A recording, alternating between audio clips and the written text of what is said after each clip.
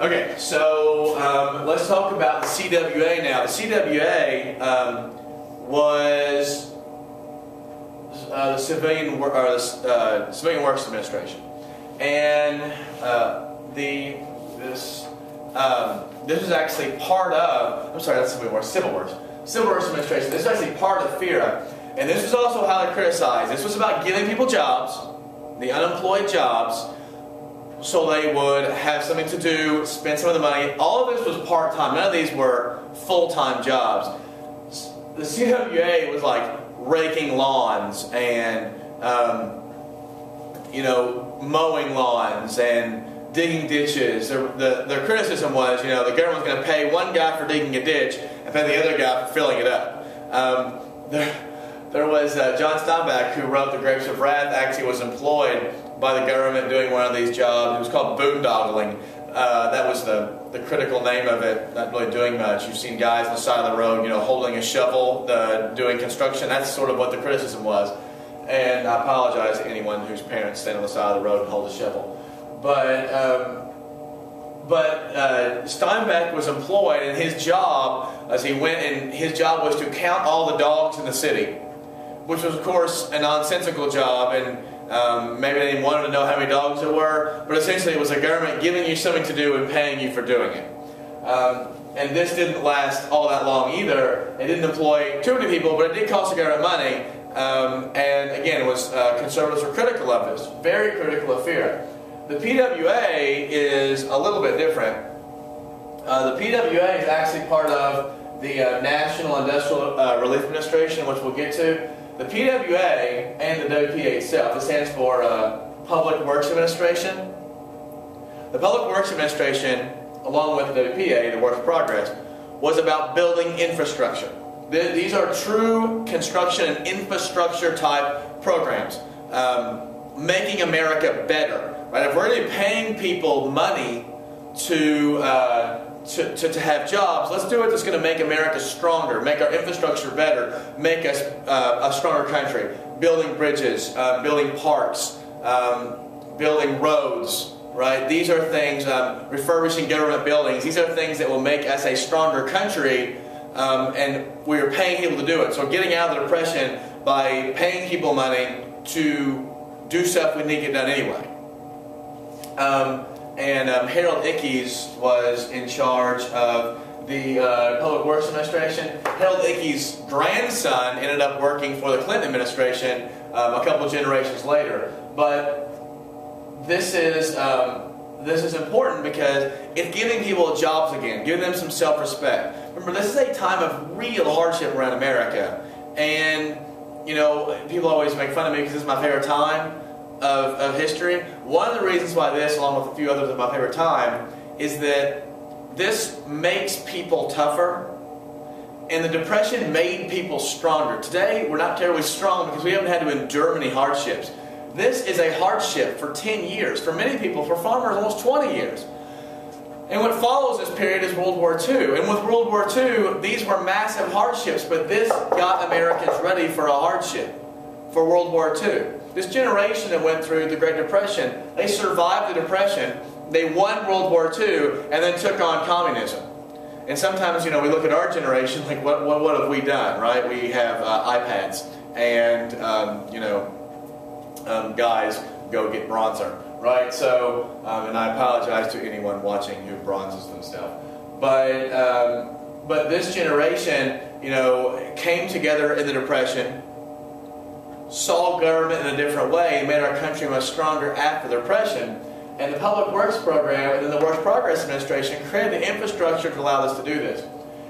This was a major program. The Works Progress Administration was an enormous program. The Works Progress Administration, a lot of the projects still doing this are around today. In fact, some of the same stuff that was formed in the Works Progress are still government agencies around today, although called something different. This was similar, and this built infrastructure, this built hospitals, this built bridges, this built schools, this built airports, this built roads, real infrastructure. So when America's economy really gets going, we have the infrastructure to let it go even further. For instance, in the 1950s, when we built the Interstate Commerce, or we built the Interstate Act, the Interstate Highway Act, we built this huge infrastructure of interstate highways. And while it was seen as a boondoggle for the construction industry, at some level, it allows the automotive industry to grow. It allows us to move products faster. It allows us to move, and it creates markets we couldn't even imagine. This infrastructure that was so widely criticized, like giving government jobs away, part-time jobs away, allows us to have success later on. In fact, the WPA got so big that at one point 40% of Americans had some affiliation with the WPA.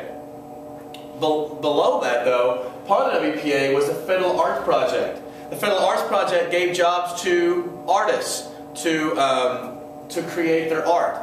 The example was, if you have two people, you have one person who has no real skill, one person who has art as a skill.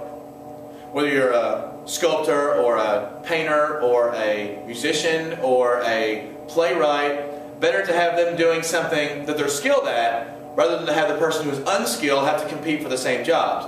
So allow the unskilled person to have a job in unskilled labor and allow the artist to do something with art. And lots of things that you guys have seen before have come out of the WPA. What bridge was built out of the WPA that you know of? The Golden Gate Bridge was. The Lincoln Tunnel in New York was. In the Federal Arts Project, Death of a Salesman was written. Mount Rushmore was a sculpture in the Federal Arts Project. Today we don't call it the Federal Arts Project, we call it the National Endowment for the Arts. But still, it's money giving grants to American artists to produce art. It's really controversial today because art tends to be. Part of the WPA also is the NYA, or the National Youth Administration, which has been a question on the test before. This gave part-time jobs to students in high school and college so they would stay in school. A lot of people were dropping out of school so they could go find jobs somewhere to help their family. But if you can keep them in school, giving them some money so they can stay in school, so they can help their family, they can make ends meet, they will graduate, and college graduates create jobs. We'll see this with the GI Bill after World War II. But in creating jobs, allowing them to stay in school, it's going to boost our economy for two reasons. One, it will create jobs later. And number two, these people won't quit school and have to compete with somebody else who is unskilled. So that is the goal. Now, whether it worked or not is up for debate, although I think at some level it did. Today we don't call it the National Youth Administration. Today we call it work study. My wife, for instance, had a work study job to help her afford college, and it was this was during the New Deal.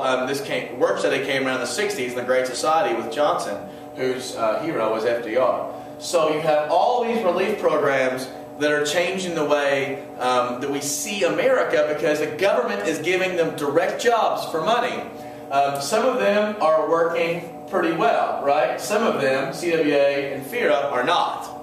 And Roosevelt always said, what's working we'll keep doing and what's not we won't. Well, these weren't working and he stopped. One of the criticisms of the WPA was they didn't spend money fast enough. They should have kept going faster than they did, but they didn't.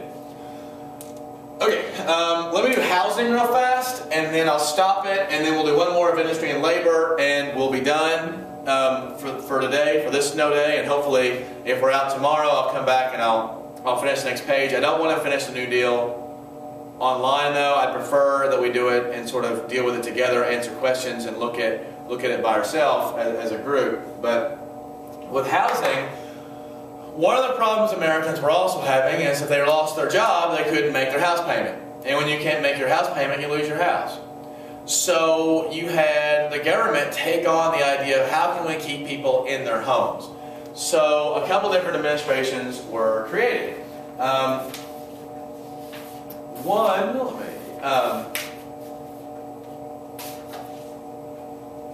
One thing that was created was the FHA, the Federal Housing Authority, or Federal Housing Administration. The Federal Housing Administration is still around today. FHA is still around. In fact, if you ask your parents if they have an FHA loan, many of them do. In fact, my house is an FHA loan.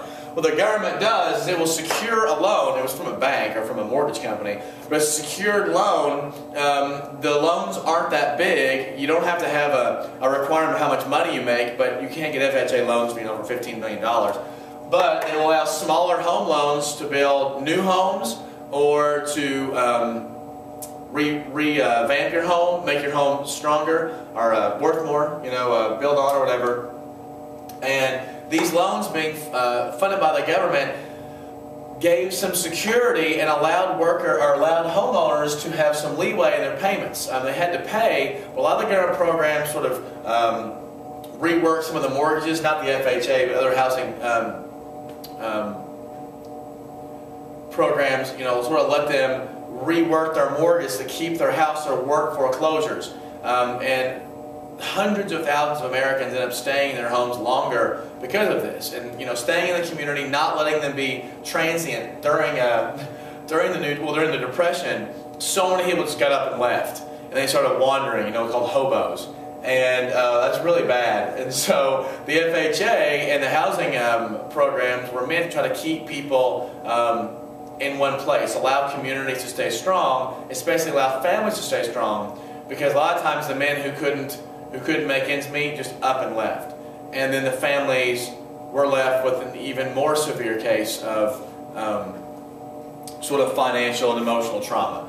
So the Housing Administration, specifically the FHA, is meant not just for the financial problems, but also for the social issues that go along with the decline of, or the incline of foreclosures. So I'll stop this, and then we'll do this, and then that'll be done for the day. Okay?